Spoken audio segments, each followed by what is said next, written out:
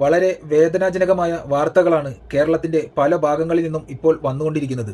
കഴിഞ്ഞ ദിവസങ്ങളിൽ ആസാമിൽ സംഹാര താണ്ഡവമാടിയ പ്രകൃതി ഇപ്പോൾ കേരളത്തിലും കലിതുള്ളുകയാണ്. ഒരായുസ് മുഴുവനും കഷ്ടപ്പെട്ടത് മുഴുവനും ഒരു നിമിഷ നേരം കൊണ്ട് ഇല്ലാതാകുന്ന കാഴ്ച എത്രത്തോളം സങ്കടമുണ്ടാക്കുന്നതാണ്. ഒരുപാട് വീടുകളിൽ വെള്ളം ഇരച്ചു കയറി ഒരുപാട് നാശനഷ്ടങ്ങൾ ഉണ്ടാക്കി എന്നാണ് അറിയാൻ കഴിയുന്നത്. ഒരുപാട് പിഞ്ചു മക്കളുടെ പൊട്ടിക്കരച്ചിൽ ഓരോ മനുഷ്യന്റെയും ഹൃദയത്തെ തകർത്തു കളയുന്നു. ഒരൊറ്റ രാത്രി കൊണ്ട് എല്ലാം ഇല്ലാതായി.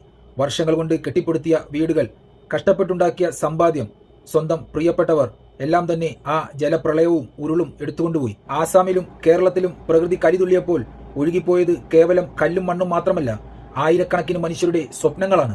അലറിക്കരയുന്ന കുഞ്ഞുങ്ങൾ, കൈവിട്ടുപോയ പ്രിയപ്പെട്ടവരെ ഓർത്ത് നെഞ്ചത്തടിച്ച് കരയുന്ന അമ്മമാർ, മുന്നിൽ ഇനി എന്ത് ചെയ്യണമെന്നറിയാതെ നിൽക്കുന്ന ഒരു ജനത.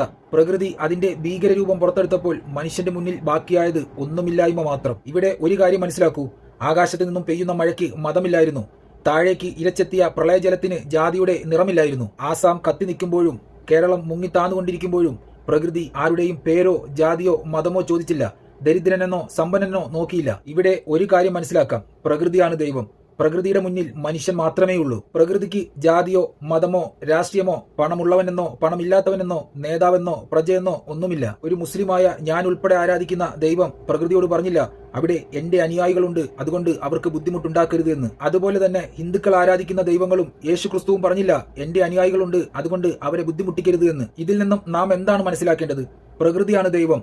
ആ പ്രകൃതിയുടെ സന്തുലിതാവസ്ഥയ്ക്ക് കോട്ടം വന്നാൽ ആ പ്രകൃതി കലി തുള്ളുക തന്നെ ചെയ്യും. നമ്മൾ ആരാധിക്കുന്ന ഒരു ദൈവത്തിനും അതിനെ പിടിച്ചു നിർത്താൻ കഴിയില്ല. അത്രത്തോളം മോശമായ കാര്യങ്ങളും പ്രവൃത്തികളുമാണ് ഓരോ ദിവസവും മനുഷ്യന്മാരുടെ ഭാഗത്തു നിന്നും ഉണ്ടാകുന്നത്. ഇതെല്ലാം കണ്ടും കേട്ടും പ്രകൃതി സഹികെട്ടു. ഈ ദുരന്തങ്ങൾ നടക്കുമ്പോഴും ഇതിന് തൊട്ടു മുമ്പും നാം എന്താണ് ചെയ്തുകൊണ്ടിരുന്നത്?